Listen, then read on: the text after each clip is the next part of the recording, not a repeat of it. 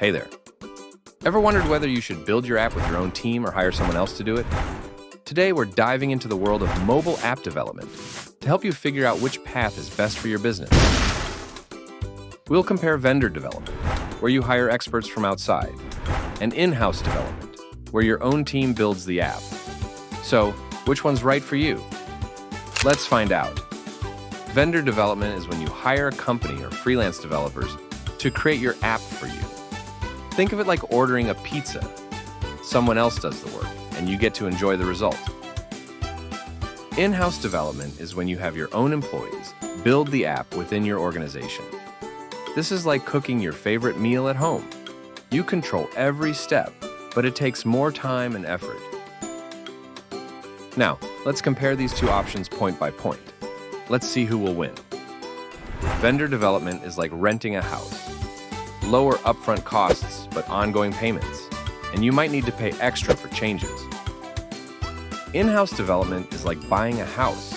Higher initial investment, but you have full control, and it's yours in the long run. What was the first commercial video game console?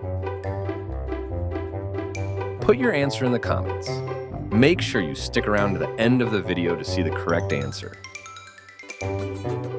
With vendor development, you could get your app out faster, especially if the vendor has done this before, like using cheat codes to speed through a game. But with in-house development, it might take longer because you're starting from scratch, like learning a new game from level 1. Who's holding the wheel? Vendor development gives you less control. You're more like a backseat driver. But if you negotiate well, you can still steer a little. In-house development lets you stay in the driver's seat, so you can take the app wherever you want, whenever you want. Think of expertise like special abilities in a game. Vendor development gives you access to experts who've got all the cool powers. They know the tricks and shortcuts to make things awesome. In-house development relies on your team's skills. If they're top-notch, your app will be too. But if they're still leveling up, the results might vary. What happens after you launch? With vendor development, you'll need to keep calling the vendor for updates, like needing a special code to unlock new levels. And that can cost extra. In-house development is different. Since it's your team, they can update the app anytime, keeping it in line with your goals. You can create your own levels. Talking things out is key in any game plan.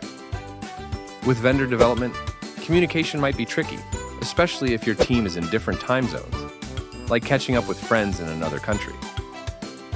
In-house development makes it easier because everyone's in the same space, speaking the same language, and available at the same times. The answer is C. The first commercial video game console was the Magnavox Odyssey, developed by a team led by Ralph H. Baer and released commercially in 1972. Did you get it right?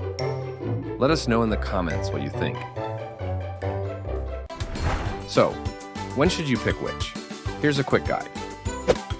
Choose vendor development if you've got a short-term project with clear goals, don't have the skills in-house, or need to launch fast, like using a rental car for a quick trip.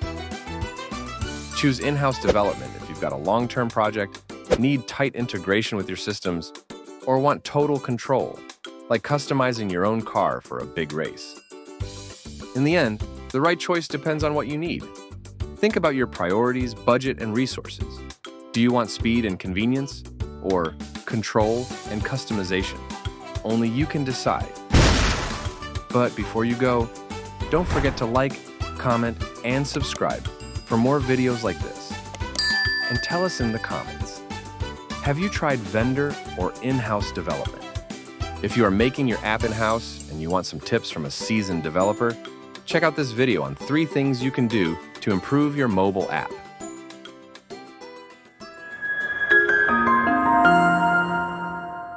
Find out more at thexrlife.com.